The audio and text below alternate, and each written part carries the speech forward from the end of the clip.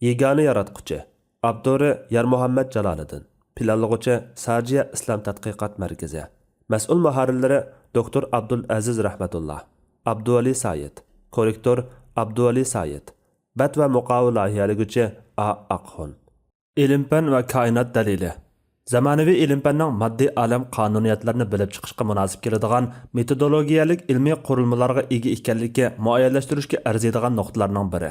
Ammo bu ilm-fanning mustaqil holda go'yo moddaning fizikalik qurilmasi va shakllanishini bayqaganidek yaratquchini bevosita isbotlaydigan qurilmaga ega ekanligidan derak bermaydi. Chunki bu tür nazariyalar avval tajriba, amaliyat va sinoqlar asosida yakunlanadigan va bayqaladigan bo'lib, nazariyalar umuman shay'larda yuz beradigan amaliy hodislarning qonuniyati haqidagi bir turlik izohotlardir. Bu bir noktadan yanıla haqiqatning nazariyadan har qachon ilgari turadiganligining ifodasidir. Shunga faqat tajribachilik metodi asosidan boshqa bilish manbalarini e'tirof qilmaydigan ilm-fanchilarning Xudoni go'yo moddaning mavjudiyatini isbotlagani kabi isbotlashga urinishi, yana kelib ilmiy metodida modda qonuniyatlarini bayqaydigan usulni modda emas shay'larga tatbiqlashga urinishi to'yiq yo'lga zo'riqishdan boshqa ish emas. Isbotlanmaganda bo'lsa, Xudoning mavjudiyatini butunlay rad qilish bir turlik ilm xurafatligi, ilm-fan jaholatidan boshqa narsa emasdir. Biroq bu deganimiz ilm-fanning modda emas shay'larga doir butunlay roli yo'qligini, Xudoning mavjudiyatini isbotlashga qilchimi ahamiyati yo'qligini ko'rsatmaydi. Bu yerda faqat har bir sog'lom aql egasi shak qilmaydigan hamda koinot olamida mangu o'zgarmas haqiqatlardan biri bo'lgan sabab natija qonuniyati asosida muayyanlashtirish zarur bo'lgan tushunchalar bor. U bo'lsa-mu ilm-fan Allohni bevosita isbotlashga madori bo'lmagani bilan Allohning mavjudligini isbotlaydigan koinotdagi ilmiy haqiqatlarni aniqlash, bayqash va dalillashga gap yo'q qodir. Bu bir shaksiz masala. Qurilgan bino injenerning barliqiga, bosh oxiri puxta yozilgan kitob yozuvchining barliqiga dalil bo'lganidek, koinotdan iborat kangri olamdagi hodisalar va bu hodisalarning muntazam ravishda barliqqa kelishi haqidagi ilm-fan natijalari qudratli bir kuchning, bir sababning, bir yaratquchining barliqiga dalil bo'ladigan ilmiy haqiqatlarni bayqab chiqdi va chiqmoqda. Mazkur yo'nalish har bir sog'lom aql qabul qiladigan yo'nalish bo'lib, bu jihatdan ilm-fan Xudoning mavjudligini ilmiy isbotlashda bir vositadan iborat. Demakchimizki, ilm-fan Allohni vositalik isbotlaydi. Shundaqla bu isbotlash metodida ayrilmas quroldir. Dinsiz ilm-fanchilardagi asosiy chatoqmi ularning Xudoning mavjudiyatini go'yo ilm-fanning bir qism moddiy dunyo haqiqatlarini bevosita isbotlab chiqqanidek isbotlab etishini talab qilishda chang turishdek passivligidan bo'libmi tangdishi va o'xshishi bo'lmagan aql uni tasavvur qilishdan ojiz keladigan ashundoq cheksiz qudratli bir kuchning mavjud yoki emasligini muayyanlashtirishni cheklik aqlning ijodi bo'lmish ilm-fanga qarashli qilib qo'yishdek yo'lsizligidan kelib chiqmoqda. Ya'ni ulardagi chatoq moddiy qonuniyatlarga mos keladigan ilmiy metod va o'lchamlarni modda emas bir mavjudiyatni bevosita xuddi tutib bilgandek bilishga isbotlab chiqishga xizmat qildirish bo'lmoqda. Bu xil pozitsiyami ularning o'z navbatida metodologiyalik va logikalik xatolik o'tkazayotganligini e'tirof qilmayotganligining ifodasi bo'lmoqda. Shundaqdimi ilm-fanning tabiati bilan Xudoning tabiatini farqlantirishga musharraf bo'lgan sog'lom metodlik ilm-fanchilar yanada ko'p sonni egallaydigan bo'lib, qaraydigan bo'lsak, ilm-fan sohasidagi ko'plagan kashfiyotchi, ixtirochilarning hamda olamshunoslik nazariyalarini o'ttirg'i qo'yuvchilarning ko'pchiligining Xudoning mavjudligini iqror qilguvchilar ekanligini ko'ramiz. Mayli yaqinqi zamon tarixida o'tgan bo'lsin yoki davrimizda har sohada ilmiy natijalarni yaratganlar bo'lsin, ko'p sonliq Nobel mukofot sohiblarining dindor bo'lishi yoki hech bo'lmaganda Xudoning mavjudligini iqror qilguvchilar bo'lishi bu jihatdan alohida diqqat qilishga arziydi. Bu xususda Oxford universiteti fan falsafasi va matematika olimi professor John Lennox mundaq deydi. Bu nuqtada Whiteheadning fikrini to'limi o'tkir va ixcham qurilmada izohlagan Loisning mono bayoniga ishorat berishimizga to'g'ri keladi. U mundaq degan: kishilar ilm-fanga ishonishga, uni tunib yetishga boshladi. Ular tabiat dunyosida haqiqatan bir qonuniyat bo'lishidan umid kutadi. Ularda bundoq bir umidning bo'lishi ularning ashu qonuniyatni o'rnatquchining barligiga ishonganidan edi. Mana bu qanoat amaliyotda bugungi kunda nurg'unlagan kishilar nazarida zamonaviy ilm-fanning otasi deb qaralayotgan Francis Bacondek bir shaxsning tabiat va muqaddas kitobdan iborat Tangri ato qilgan ikki buyuk kitobni to'g'ri bilib chiqmoqchi bo'lganlarga ularning mazkur ikki kitob ustida aql parastini chiniqtirish kerakligini ta'lim berishiga turtki bo'lgan edi. Darvaqa, ilm-fan sohasidagi gigant olimlarning nurg'uni mazkur qanoatda Fransus Bacon bilan birdaklikni saqlab kelgan. Misol tariqasida tilga olganimizda Galiley, Kepler, Pascal, Boyle, Newton, Faraday, Babbage, Mendel, Pasteur, Kelvin, Clark Maxwell qatorliq ilm-fan yulduzlarining hammasi Xudoning borligiga ishonib o'tgan olimlardan edi. Bu vaqtda yana doktor Amir Sharif mundaq deydi: Biz ateistlarning bu vaqtdagi safsatlariga qarata shuni isbot qilib ko'rsatdimizki, reallik bizga nopozliq ilm-fan olimlari ichida nurg'unlarining, jumladan kvant fizikasiga asos solg'uvchilarning ko'p sonliqining, shundaqla Nobel mukofotiga erishgan Albert Einstein, Max Planck, Heisenberg, Schrödinger, Paul Dirac qatorliq gigantlarning hammasining degudak Xudoning borligiga ishongan olimlar ekanligini ko'rsatmoqda. Undan boshqa nerv psixologiya sohasidagi mashhur olimlarmi Xudoga ishonadigan olimlar bo'lib, bular ichida Roger Sperry, Wilder Penfield, Charles Sherrington, John Eccles qatorliq mashhurlar bor. Bularmi o'xshashli Nobel mukofotiga sazovor bo'lganlar edi. Shaksizki, bu misollar ateizmchilarning og'ziga tegmay takrorlashiga, hatto buning uchun saxta statistikalarni o'ydirib chiqishga sabab bo'lgan ko'p sonliq ilm-fan olimlari ateistlar edi deydigan da'volarning sepi o'zidan safsata ekanligini o'ttirg'a chiqaradi. Albatta, bu o'rinda gigant ilm-fan olimlarlar emas, balki zamonaviy ilm-fan taraqqiyotining uyg'onishiga yiroq va yaqindan ta'sir ko'rsatgan falsafa sohasidagi ko'plagan gigantlarning tangriga tutgan pozitsiyasida inkorchilik va yo'q chiqarish bo'lmasdan, aksicha e'tirof qilish, cho'nqurlab tushunish va ishonish bo'lganligini tilga olmay bo'lmaydi. Bu vaqtda mashhur faylasuf Case Ward mundaq deydi: Koinotning kelib chiqishi va tabiati haqida cho'nqurlab fikr yurgizgan, bu vaqtda asarlarni yozib qoldirganlarning ko'pchiligi koinotning o'zidanmi halqagan bir mavjudiyatga, to'lib toshgan farosat va g'oyat zo'r kuch-qudratga ega, moddami bo'lmagan bir manbaga ishorat qildiganligiga ishongan edi. Bo'libmi, klassik faylasuflar asosan hammasi degudak shunday qarab kelgan. Albatta, ular orasida Platon, Aristotel, Descartes, Leibniz, Spinoza, Kant, Hegel, Locke, Berkeley qatorliqlar bor. Ular koinotning asli yiltizini zamon va makondan halqagan yuksak bir haqiqat ichiga yushiringan deb qaragan edi. Ular garchi mazkur haqiqatni tushunish va uni ta'birlashda qarashlari birdek bo'lmagani bilan koinotning o'zini o'zi izohlay olmaydiganligida, uning izohlanishi uchun cho'qim uningdan halqagan bir izoh bo'lish kerakligidek bir nuqtada hammasi o'rtaq birlikka kelishgan edi. Navbatda biz aql va ilm-fan haqiqatlari bilan din haqiqatlari o'rtasida zidliq yoki to'qinishning mavjud emasligiga ishonguchi bo'lish sifatimiz bilan ilm-fanning koinot daliliga munosabatlik bablarga nazar solib o'tamiz. Biz bundan ilgari koinot dalili temasida olamning hodis ekanligi va hodisning cho'qim paydo qilguvchisi, sababkori bo'ladiganligini muayyanlashtirib o'tdik.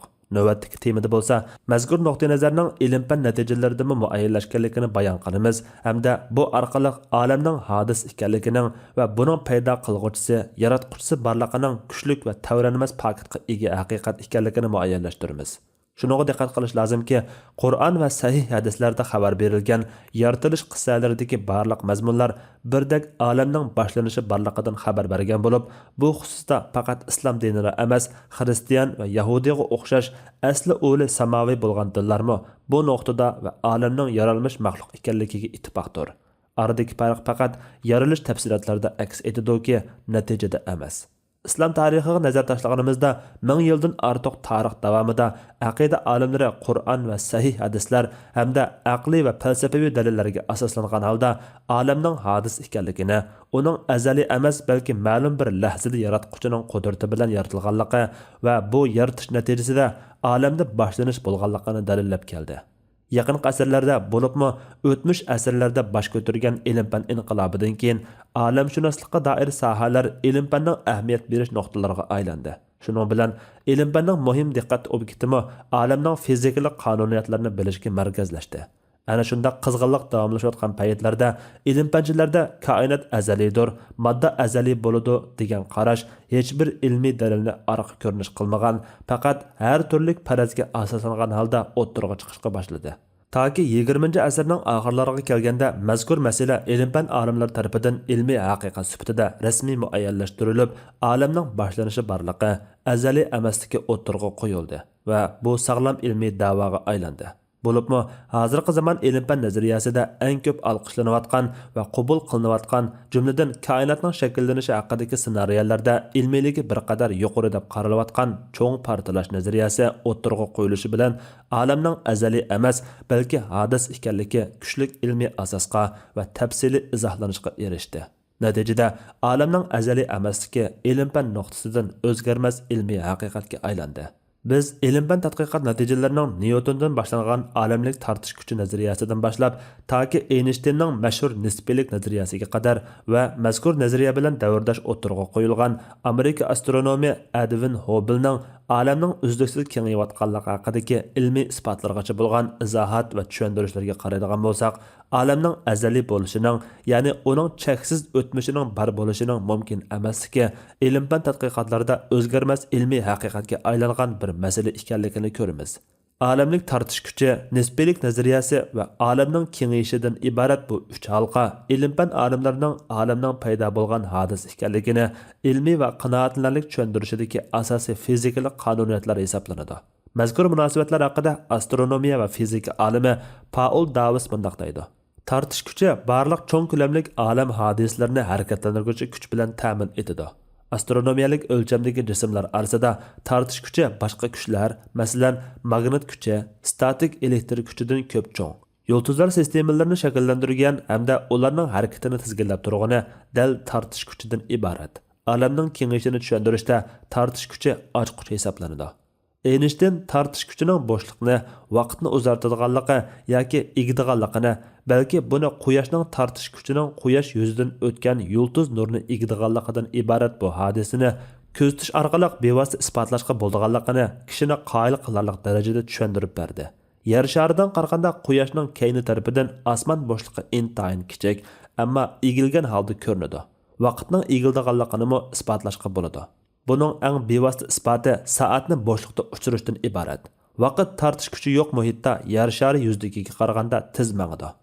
Agar quyosh bo'shliqni kengaytira olsa, undaqda yulduzlar sistemasini kengaytira oladi. Chunki yulduzlar sistemalari quyoshga o'xshash nurg'un yulduzlardan tashkil topgan. Shu sababdan astronomlar yulduzlar sistemalari bo'shliqda bo'shliqda tarqalib ketayotmaydi, balki yulduzlar sistemalari oraliqdagi bo'shliq kengayotidi deb qaramoqda. Agar yulduzlar orasidagi bo'shliq kengayotgan bo'lsa, undaqda har bir yulduzlar sistemasining harakat qiladigan yerimi kun sari cho'ngayotgan bo'ladi. Mundaqcha aytganda, olam kengayotgan bo'ladi. Darvaqa olamlik tortish kuchi va olamning kengayotganligidan iborat haqiqatlar olamning bir boshlanishi borligi, hadis ekanligidan iborat uchinchi bir ilmiy natijaga elib bordi. Navbatda olamning paydo bo'lishining jarayonini izohlashda fizika olimlari o'tirg'a qo'ygan bir qanchalagan olam modeli ichida eng ko'p qo'llashga erishayotgan mashhur cho'ng portlash modelining asosimi dal olamning cheksiz o'tmishga ega azaliy emasligi, balki uning boshlanishi bor hadis ekanligidan iborat ilmiy haqiqat bo'yicha sharhlanib kelmoqda. Shu sabab olimlar balkim olam modeli haqidagi nazariyalar, sharhlar o'zgarib qolishi, yana boshqacha sharhlar o'tirg'a chiqishi mumkin. Biroq olamning hadis ekanligining isboti bo'lgan zarralarning shakllanish jarayoni, osmon jismlarining uzluksiz kengayib berayotganligi qatorliq asosiy fizikalik ilmiy haqiqatlar o'zgarmaydi degan qanoatni yakunlamoqda. Undaqda biz misol sifatida olamning hadis ekanligini muayyanlashtirgan hamda ilm-fan olimlari orasida ko'plab qo'llash va muayyanlashtirishga sazovor bo'layotgan cho'ng portlash nazariyasi haqida biroz to'xtalaylik. Cho'ng portlash nazariyasi ultra zishliq kosmologiyasi deb ataladigan bo'lib, bu nazariya shunday qaraydiki, bundan 10 necha milliard yil ilgari olamdagi barliq moddalar ultra zishliqdagi bir parcha kichik jismga to'plashgan. Bir qatimliq g'oyat zo'r portlashdan keyin moddalar nihoyat yuqori tezlikda atrofga etilgan. Bu jism parchalarining tezligi tadrijiy ostilgandan keyin yulduz va yulduz sistemalari shakllangan. Bu yulduz va yulduz sistemalarining oraliqi hozirmi bir-biridan yiroqlab bormoqda. Bu nazariyani quvvatlaydigan mundaq ko'zitish, o'lchash paketlari bor. Birinchi, samolyot sirtidagi osmon jismlarining siziqliq spektrida qizilga siljish bo'ladi hamda qizilga siljish oraliqqa o'ng tanasib bo'ladi. Agar bu Doppler effekti orqali tushuntirilsa, bunda qizilga siljish olamning kengayayotganligining alomati hisoblanadi. Qizilg'i siljishning arliqqa o'ng tanasib bo'lishi dastlabki davrdagi olamning chekinish tezligining texmi cho'ng ekanligini tushuntirib beradi. Ikkinchi, bu nazariyaga asoslanganda barliq yulduzlar olamning temperaturasi tuvanlab bir necha ming gradusga tushgandan keyin shakllangan. Shunga ularning tarixi 20 milliard yildan kichik bo'lishi lozim. Bu hukm sharsimon yulduzlarni izotoplik o'lchagandagi chiqqan natijaga uyg'un. Üçüncü, köplagan osmon jismlaridagi gelining mo'lligini taxminan 30% yulduzlarning ichki qismidagi yadro reaksiyasi orqali tushuntirgili bo'lmaydi. Bu olamning eng dastlabki davrdagi temperaturasining yuqorligiga uyg'un keladi. To'rtinchi, olamning kengayish tezligi va gelining mo'lligi bo'yicha hisoblab chiqarilgan hozirgi olamning temperaturasi taxminan bir necha K bo'lib, 1965-yili mikrodolqin doirasida o'lchangan orqa ko'rinish radiatsiyasiga mos keladigan temperatura K53 ga uyg'un. Yuqoriqilardan boshqa yana cho'ng portlash nazariyasining vakillik sharhchilaridan biri bo'lgan mashhur fizika olimi professor Stephen Hawking o'zining Vaqtning qisqish tarixi nomli asarida bu haqda maxsus to'xtalgan bo'lib, asarda koinotning taxminan bundan 13,7 milliard yil burun cho'ng portlashdan paydo bo'lganligini o'ttirg'a qo'ydi. Hawking yana konkretlashtirib, koinotning aslida intayin kichik g'ayri nuqta holatida bo'lib, temperaturasi va zichligi biz tasavvur qilolmaydigan darajada yuqori bo'lganligini, shundaqla g'oyat zo'r energiyani o'ziga sig'dira olmay qolgan bu nuqtaning tuyuqsiz portlashdan keyin izchil kengayish orqali hozirgi biz ko'rayotgan aslidagiga solishtirganda temperaturasi ko'p sovuq bir olamga aylanganligini o'ttirg'a qo'ydi. Hawking mazkur nazariyadagi portlashni olamning paydo bo'lish va boshlanish nuqtasi deb muayyanlashtirish bilan birga olamning azaliy emas hodis ekanligini, balki zamonning boshlanish nuqtasining cho'ng portlash bilan tang borliqqa kelganligini muayyanlashtirdi. U mundaq deydi: biz cho'ng portlashdan boshlab yuz bergan ishlarni bilyapmiz. Ilm-fanning ilgirilishi bilan bizning bu vaqtdagi bayqashlarimiz yanama ko'paydi. Biroq biz ashu portlashdan ilgari nimalar bo'lganligini bilishga ojiz. Şunun bilan birga ilm-fancha tasavvurimizning koinotning ashu portlashdan burungi ahvoli haqida biror fikrda bo'lishimi kerak emas. Biz faqat cho'ng portlashning zamon, ya'ni vaqtning boshlanish nuqtasi ekanligini bilish bilan kifoyalansak bo'ldi. Mana bu Hawkingning cho'ng portlash nazariyasi va olamning boshlanishi borligi azaliy emas hodis ekanligi haqidagi bayoni. Fizika va astronomiya olimi Paul Dawris cho'ng portlash nazariyasi va olamning hodis ekanligi masalasini muayyanlashtirib mundaq deydi: bugungi kunda nurg'un olamshunoslar va astronomlar taxminan olam 18 milliard yil ilgari paydo bo'lgan degan nazariyani qo'llab-quvvatlaydi. Bu nazariya bo'yicha ayni vaqtda moddiy olam bir qatimli qo'rqinchli portlashdan paydo bo'lgan. U qatimqi portlash hozir hamma odam biladigan cho'ng portlashdan iborat. Cho'ng portlash nazariyasi odamni intayin cho'chitadigan bo'lsa-mu, lekin bu nazariya nurg'un dalillarning qo'llashiga erishdi. Kishilar bu nazariyaning barliq tafsilotlarini qabul qilsin yoki qabul qilmasin, uningdagi ochiqishliq qiyos olam ilgari ma'lum xil ahvolda paydo bo'lgan degandan iborat bo'lib, ilm-fan nuqtasidan qaraganda u qoyil qilarliqdir. Mazkur nazariyaning qarmoqqa odamning qoyil qila olishidagi bevosita sabab termodinamikning ikkinchi qonunidan iborat fizikadagi bu eng umumiy qonun o'z ichiga olgan zo'r miqdordagi ilmiy dalil isbotlarning bo'lganligidan iborat. Keng ma'nodan olib aytganda, termodinamikning ikkinchi qonuni olamning tartibsizligi kun sayin eshib boradi. Olam asta-asta, ammo asliga keltirgili bo'lmaydigan holda qalaymaqonchilikqa petib qoladi deb qaraydi. Termodinamikning ikkinchi qonunining misollarini hamma yerda uchratqili bo'ladi. Masalan, imoratlarning o'rilib tushishi, odamning qarishi, tog'lar va dengiz qirg'oqlarining yalinishi, tabiiy boyliqlarning xo'rishi qatorliqlar. Agar barliq tabiiy harakatlarning hammasi texmi ko'p tartibsizlikni keltirib chiqaradi deyilsa, undaqda olam jazman asliga keltirgil bo'lmaydigan holda o'zgarib boradi. Chunki olamni ilgirki holatiga qaytarish tartibsizligini ilgirki saviyaga tuvallatish kerakligidan derak berdi. Halbuki bu nuqta termodinamikning ikkinchi qonuni bilan sig'ishilmaydi. Ammo shundaqla qaraydigan bo'lsak, dunyoda termodinamikning ikkinchi qonuniga qarshi misollar xali ko'p. Masalan, yangi imoratlarning silinishi, yangi qurilmaning borliqqa kelishi, ajaba har bir yangi tug'ilgan buvoq tartibsizlik ichidan tartiblikning paydo bo'lganligining misoli emasmi? Bu misollarda siz kuzatganingizdan yolg'izla o'zingiz ko'ngil bo'ladigan ish bo'lmasdan, balki butkul sistema ekanligiga diqqat qilishingiz kerak. Olamning ma'lum bir yerdagi tartiblikning eshishi hamon boshqa bir yerdagi tartibsizlikning eshishini o'ziga badal qiladi. Bu yangi binoning silinishini misolga olaylik. Bino selishda ishlatilgan materiallar boyliqning xo'rtilganligidan iborat. Shuning bilan bir vaqtda bino selish davomida sarf qilingan energiyani qayta yig'ib olg'ili bo'lmaydi. Hisoblab ko'radigan bo'lsak, tartibsizlikning hamon ko'p ekanligini bayqaymiz. Fizika olimlari entropiya deb ataladigan bir matematikalik miqdorni kashf qilib, tartibsizlikni miqdorlashtirgan edi. Ko'ngil qo'yib qilingan tajribalarmi bir sistemadagi umumiy entropiyaning azaymaydiganligini isbotladi. Navoda bir sistema o'z muhitidan ayirib tashlansa, undaqda mazkur sistemadagi har qanday o'zgarish rahimsizlik bilan entropiya qiymatini cho'ngaytib, eng oxirida uni cho'nglikda qayta cho'ngayolmaydigan darajaga yetkazadi. Shuningdan keyin u sistemada hech qanday o'zgarish bo'lmaydi. Butkul sistema bu xil termodinamiklik tamponliq holatiga yetadi. Aralash ximiyalik modda qashlangan bir quta buningga eng yaxshi misol bo'la oladi. Bu qutidagi har xil ximiyalik moddalar orasida reaksiya yuz berib yoki buningdan bir qism issiqlik hosil bo'lib, har xil moddalar molekula shaklini o'zgartiradi. Mana shunday o'zgarishlarning hammasi qutining ichidagi entropiyani oshiradi. Eng oxirida qutidagi moddalar o'zlarining adaqi ximiyalik formula shakliga ega bo'ladi. Ularning temperaturasi birdek bo'ladi.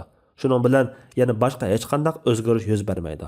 Eng oxirida shakllangan moddalarni ilgirki holatiga qaytarish mumkin bo'lmaydi emas, balki buning uchun qutini echib, yuz bergan o'zgarishlarni asliga qaytarish uchun energiya va modda sarf qilishga to'g'ri keladi. Bu jarayon orqali quti ichidagi entropiyani haqiqatan tuvallatgili bo'ladi. Ammo shuning bilan bir vaqtda yana texmi ko'p entropiya hosil bo'lishi mumkin. Agar olamda haqiqatan bir cheklik tartiblik miqdor bor, uning ustiga u asliga keltirgil bo'lmaydigan tartibsizlikka qarab o'zgarib, eng oxirida termodinamiklik tamponliqqa yetadi deyilsa, undaqda buningdan darhol mundaq ikki xil aqliy xulosa chiqarishga bo'ladi. Birinchi aqliy xulosa shuki, olam oxirgi hisobda vayron bo'lib, o'zining entropiyasi ichida yo'qoladi. Bu xulosani fizika olimlari olamning issiqdan o'lishi deb ataydi. Ikkinchi aqliy xulosa shuki, olamning cheksiz o'tmishining bo'lishi mumkin emas. Agar rostila bor bo'lsa, undaqda olam cheksiz yiroq vaqtdan ilgirla eng oxirgi tamponliq holatga yetgan bo'ladi. Xulosa, olam ilgari izchil turda mavjud bo'lgan emas. Shubhisizki, yuqorqi ilmiy bayonlar bizning koinot dalilida bayon qilgan olamdagi o'zgarishlarning olamning hodis ekanligini muayyanlashtiruvchi alomatlar ekanligi haqidagi bayonimiz. Shundaqla olamning izchil turda bor bo'lgan azaliy mavjudiyat bo'lmasdan, balki hodis ekanligi haqidagi yakunimizni qo'llaydi. Paul yana olamning azaliy emasligi, ya'ni uning ilgirida izchil mavjud bo'lmasdan boshlanishi bor hodis ekanligini bo'shliq va vaqt munosabati haqidagi bayonlari bilan tushuntirib mundaq deydi. Bo'shliq kengayib tariyalgan ekan, vaqtni o'zrab qisqaralaydi. Cho'ng portlash bo'shliqning paydo bo'lishiga vakillik qiladi. Bo'shliq va vaqtning haliqi g'ayriy nuqtadan ilgari mavjud bo'lishi mumkin emas. Oddiy qilib aytganda, vaqtning o'zimi cho'ng portlash yuz bergan paytda boshlangan. Mana bular ilm-fan nuqtasidan olamning hodis ekanligi haqida aytilgan bayonlardir. Ilm-fan olimlari garchi olamning hodis ekanligini ilmiy haqiqat sifatida muayyanlashtirgan bo'lsa-mu, biroq mazkur hodisani paydo qilg'uvchini bekitishda qiziqarli ixtiloflarga cho'kishdi.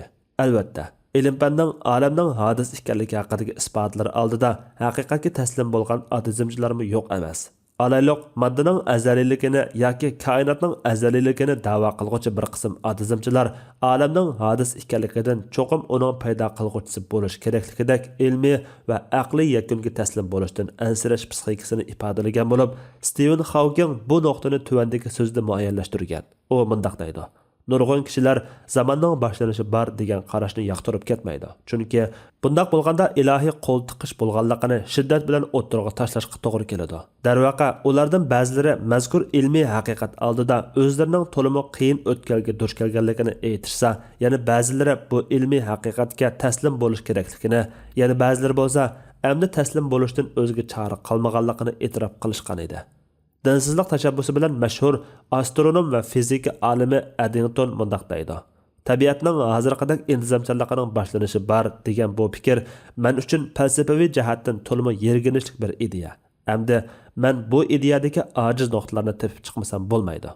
U yana mundaq deydi: Tabiatning ushtumtut paydo bo'lganligining isbotlanishi meni bakmo tanglikda qo'ydi. Hozirgi zamon olamshunoslik fanlari otasi nomi bilan mashhur fizika olimi Denis Sayama mundaq deydi: olamning azaliyligini dalillaguchi turg'un koinot nazariyasini qo'g'dab turib olishim uning to'g'ri nazariya ekanligiga chin putkunimdan emas, balki mazkur nazariyani to'g'ri nazariya qilib chiqishga herismanligim sabab bo'lgan edi. Mana endi taraf-tarafdan olamning hodisligini isbotlaydigan dalillar do'linib kelishga boshladi. Darvaqa bu bizga o'yinning endi rasmiy oxirlashganligini ko'rsatib berdi. Turg'un koinot nazariyasini endi asta bir chetga qayirib qo'yish lozim. George Abel mundaq deydi: Endi bizga olamning hodis ekanligini qabul qilishdan boshqa chora qolmadi. Faylasuf Antoni Flo mundaq deydi: E'tirof qilish psixik jihatdan inson ruhiyatiga haqiqatan foydalarni olib keladi. Mana men o'z e'tirofimni to'kmoqchiman. Olamning hodis ekanligi dinsizlarga nisbatan qabul qilish bakmi qiyinga to'xtaydigan bir masalaga aylandi. Chunki samoviy kitoblar izchil himoya qilib kelgan bu masalani ilm-fan isbotlayapti emasmi? Bu yerda yana ilm-fanning olamning hodis ekanligini dalillashiga munosabatlik oydinlashtirib bo'lmaydigan masalalar bor. U bo'lsa-mu atizmchi ilm-fanchilarning mazkur ilmiy haqiqat oldidami o'z xohishidan voz kecholmasligi va Xudoning mavjudiyatini inkor qilishdagi ilm-fan tuskirgizilgan safsatalarni yanada kuchga ega qilishga zo'riqishidir. Olamning hodis ekanligidan iborat ilmiy haqiqat garchi sog'lom tabiatiga quloq solg'uvchi fan olimlarining olamning hodis ekanligi va bu hodisni paydo qilguvchi sababning Xudo ekanligiga bo'lgan aqidasini kuchaytgan bo'lsa, yana bir qism atizmlikdan voz kechishga ra'yi yo'q ilm-fanchilar go'yo qadimki bir qism dinsiz faylasuflarning olamning azaliyligini da'vo qilish orqali olamning azaldan yaratquchiga hojati bo'lmaganligini da'vo qilishganiga o'xshash hodis bo'lgan olamning yaratquchining daxilisizmi o'zini o'zi paydo qilgan va yaratgan bo'lish farzini o'ttirg'a tashlab beqishdi. Hatto ular bu xil aqlli logikaga zid safsatlarni ilmiy da'vo sifatida jakarlamoqda. Bo'libmi Hawkingga o'xshagan davr aqliyatining nodir insonlardan deb qaralganlarning bu xil kechki dasiganligi ko'plagan aqidalik ilm-fan olimlarining diqqatini tortdi. Hamda ular bu xususda yaratquchini inkor qilguvchi atizmning tashabbusidagi ilm-fanchilarga ilm-fan nuqtasidan javob qaytarishdi. Navoda biz aqida olimlari o'ttirg'a qo'ygan koinot dalilidagi ikki asos va bir yakundan iborat ilmiy va aqliy faktni ilm-fan natijalari asosida tahlil qilmoqchi bo'lsak, ilm-fan mazkur dalilni muqarrar holda qo'llaydi-ki, asla zid natijalarni ilmiy haqiqat sifatida oldimizga tashlamaydi. Chunki muayyanlashtirganimizdek ilm-fan va din jakorlarga ilmiy haqiqatlar asla bir-biri bilan zidlashib qolmaydi. Bu yerda yana olamning hodis ekanligini e'tirof qilish bilan birga mazkur hodisni paydo qilguvchi sababni inkor qiladigan qarashlarmi yaratquchidan boshqa azaliy biror moddiy sababni izlaguvchilar va buni ilm-fan nomida jar solayotganlarmi yo'q emas. Biroq bu xil qarashlar ishonchlikligi va ilmiy haqiqatligi nuqtasidan olamning hodis ekanligini isbotlaydigan sog'lom dalillar oldida faqat taxmin va farazlar dovisi bo'lishdan boshqaga yaramadi. Bu xil farazlar ko'pincha dinsizlik tabiatga moyil tadqiqotchilarning o'zlari da'vo qilayotgan ilmiy metodga xilof yo'l tutishi yoki o'z ichidan o'ylab chiqqan ilm-fan tusidagi asossiz taxmin va farazlar bo'lish bilan natijalanmoqda. Tabiiyki, bu xil farazlar mazkur tabiatdagilarning olamni Xudo yaratgan degan xulosaga berib qilishdan ansirganligidan kelib chiqqan bo'lib, ular Xudo yaratgan degan natijadan o'zga degili bo'ladigan faraz va ehtimollar bo'lsa o'ttirg'a qo'ymoqda. Hatto Hawkingdek davrning nodir shaxslarimi olamning hodis ekanligini muayyanlashtiruvchi bo'lish sifati bilan bu xil tutamsiz faraz va yiqimsiz pozitsiyalardan o'zini chetga ololmadi. Shundaqdimi bu xil farazlar yoki da'volar javobsiz qolmadi. Hamda ko'plagan mutaxassislar va olimlar ilm-fan nuqtasidan bu xil faraz yoki da'volarning to'g'ri emasligiga raddiya berishdi va berishmoqda. Ilm-fanchilarning faraz taxminlariga zo'riqishi haqida to'xtalgan Oxford Universiteti matematika va fan falsafasi fanlari professor John Lennox bu vaqtda mundaq deydi: Yangi zamon atizmchilarni ularning o'zlari da'vo qilishganidek ilm-fan yo'lini tutganlar deb ketgili bo'lmaydi. Ular materializmga shak tushirib, Xudoning mavjudiyatini qo'llaydigan dalilga yaqinlashgancha putqonlari serqarab ketishidi. Nagahan qarsangiz, ularning ilmiylik tarafdori emas, go'yo dogma qarashdagi dindorlardekla ilm-fanga qarshi yo'l tutquchilarga aylanib qolayotganligini ko'rasiz. Faraz taxminlar haqida gap bo'lganda, jumladan Hawkingning matematikalik tanlovlar orqali o'zi o'ttirg'a qo'ygan xiyoliy vaqt ufqumi bo'yicha olamning paydo qilg'uchidan iborat sababga hojat yo'qligi, koinotning hech bir sababsiz borliqqa kelishining mumkinligini o'ttirg'a qo'yishi ham g'ulg'ul qo'zg'adi, ham ko'plagan raddiyalarni maydonga keltirdi. Alayliq Angliya Xon jamiyati astronomiya tadqiqot jamiyatining raisi Herbert Hawkingning mazkur tanlama va xulosasi haqida tushuncha berib, Hawkingning mazkur tanlamasi matematika nuqtasidan to'g'ridek chiqqani bilan, ammo logika nuqtasidan butunlay ahamiyatsiz deb baholadi. Hamda Hawking o'ttirg'a qo'ygan tanlamalardagi xatoliklarga ilmiy raddiya qaytardi. Hawkingning koinotning hadis ekanligini muayyanlashtirib turibmi, uning koinotning yo'qdan bor bo'lishining mumkinligi haqidagi qarshiga baho berguvchilar ichida o'z vaqtida dinsizlikning eng ashaddiy bayroqdori deb nom olgan, umrining oxirida o'zining yillar davomida izlangan ilmiy natijalar orqali olamni yaratquchining borligiga chin putganligini va buni ilm-fan qonuniyatlari asosida dalillaganligini jakarlagan, shundaqla bu xususda maxsus asarlarni yozgan Britaniyalik mashhur faylasuf Antoni Flo bor. Faylasuf Antoni Flo mundaq deydi: Dastlabda olamshunoslar cho'ng portlash nazariyasi orqasida to'lib yotgan buyuk falsafaviy nuqtalar va ilmiy masalalarning o'ttirg'a chiqib qolishini tasavvur qilib ulgurmagan edi. Ular mazkur nazariya orqali vaziyatni olamning azaliy emasligini tushunib yetganda bo'lsa, koinotning shakllanishini maydonga keltirgan tunji boshlanishning nima bo'lganligiga doir ahvollarni tushuntirib bera oladigan biror moddiy chiqish yo'lini izlashga kirishdi. Stephen Hawking mazkur masalada chiqish yo'li izlashga urinib baxdi. U o'zining Vaqtning qisqacha tarixi nomli kitobida koinotning boshlanish nuqtasi borligini muayyanlashtirishdan boshqa chiqish yo'li qolmagan ahvoldami koinotni o'zini o'zi yaratishga kifoya qiladi deyilsa masala yo'q deganlarni ilgari surib baxdi. Hawkingning bu bayoni adabiyot nuqtasidan naqadar badiiy, ammo falsafaviy va ilmiy faktlardan naqadar chatligana. Yig'ib aytganda, qadimda dinsiz faylasuflar olamni azaliy deyish orqali olamning yaratquchiga hojati yo'qligini isbotlashga uringan bo'lsa-mu, bugungi kundami aqlni o'zining birdan-bir muqaddas rahbari qilgan dinsizlik tabiatni yoqlovchi ilm-fanchilar olamning hodis ekanligining o'zlari qanoat qiladigan ilmiy metod asosida isbotlanishiga qaramay, olamning sababsiz bor bo'lishini aqlga ravo ko'rish va buni har xil taxmin farazlariga bo'rashdek usullar orqali Xudoni olamning paydo qilguvchisi bo'lib qolishidan uzoq tutishga kuchmoqda. Qisqasi, ular Xudoning mavjudligini isbotlamaslikka urinib kelmoqda. Garchi bizning olam hodis bo'lgan ekan, cho'qimki uni hodis qilgan, ya'ni uni paydo qilgan va qudrati orqali butun boshlanishlarni boshlatgan bir kuch va bir sabab, ya'ni Xudoning bo'lishi muqarrar degan ilmiy yakun va kuchli dalilimiz oldida mazkur taxminlar faqatla shunchaki chang to'zon misoli bo'lsa-mu, biz yanada ularning o'zlari qoyil bo'lib kelayotgan ilm-fan ahlining tili orqali ularning faraz taxminlariga ixcham javob berish munosib deb qaraymiz. Chunki islom dini haqiqatlari abadil abad ilm-fan haqiqatlari bilan yanma-yanki faraz taxminlar va haqiqat tusiga kirib olgan allaqandoq nazariya va safsatlar bilan yanma-yan bo'lmaydi va bo'lishi mumkin emas. Chunki vahiy bilan aqlning har ikkisi aslida bir manbadan kelganda